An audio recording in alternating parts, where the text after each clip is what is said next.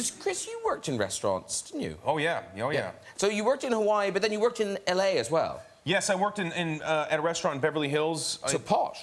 It was. It tried to be. It was look. It was a terrible restaurant, and it was just awful. And I was a major contributing factor to how terrible this restaurant was. It was just real garbage. It's been revamped now, but I loved it. Tell us the name. They'll give you free meals. I mean, they will give me free. That's how I ate. I mean, when you're in Hollywood and in other places, like, you need a job that gives you your days free so you can try to audition for projects. So I'd work the weekends and I'd work the nights, and that's the only. I had no money, and no one was coming to the restaurant, so I wasn't making any tip. I'd make like 20 or 30 bucks a day maybe, and so it was really a place I'd go to. Nourishment. To eat, yeah. Yeah. That kitchen fed me for like the time that I was there. I used to, oh man, do you ever do this where a lady would come in and she'd be like, what do you recommend? And I'm like, 32-ounce porterhouse. And so I would always tell them, I said, listen, here's how you want it. Medium rare with some mushrooms on the side. Get you some mashed potatoes. You're gonna love this, ma'am. She's like, 90-year-old woman. And so I bring the steak out to this lady. I'm hiding in the corner watching, like, how much is she eating? How much do I get, And I go back and she was like, I can't eat another bite. I was like, yes. Maybe 80% of the steak is left.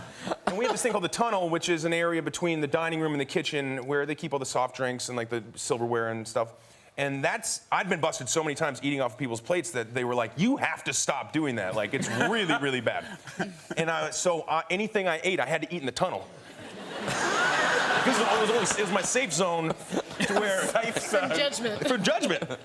The customers aren't going to see me eat their food, and the chef's not going to yell at me for eating the food. So it was like, I had about 14 maybe ounces of steak that I had to get down in about 10 feet. And I just straight up like Komodo dragon. And I wolf the steak down, And I get it, I'm like, ha-ha, cha-cha-cha. That's like 3 days worth of protein right there. And I walk back out, and the lady was like, listen, I'd love to get that steak to go. Oh gosh, ma'am. Let me go check. I'll go check. And I was like, oh, what do I do? And I said, I'm so sorry. I already threw it in the trash. I threw it in the trash. And she said, it's for my dog. It's fine. Just fish it. If you don't mind, just fish it out. Put it in a box. It's my dog is in it. I was like, you bet. Yes, ma'am. Absolutely. Will do. And I walked through like, Freddie! I need a porterhouse on the fly, man. Don't ask any questions. Just give me one right now. And so he started cooking the steak, and I was like, I'm so full of I went out to where I was like, ma'am, I'm gonna get you that steak. They just took the garbage out to the dumpster. I'm gonna roll up my sleeves. I'm gonna jump in that dumpster. I'm gonna get it for you because what kind of dog? Pomeranian, no way. I love that. It's so sweet. So I walked back. I'm like, Freddie, where's that steak? And she ended up being so like happy that I would be willing to dig through the garbage for her dog that she gave me a giant tip. And she left early because she couldn't wait for the steak to be done. So I got another steak. And like.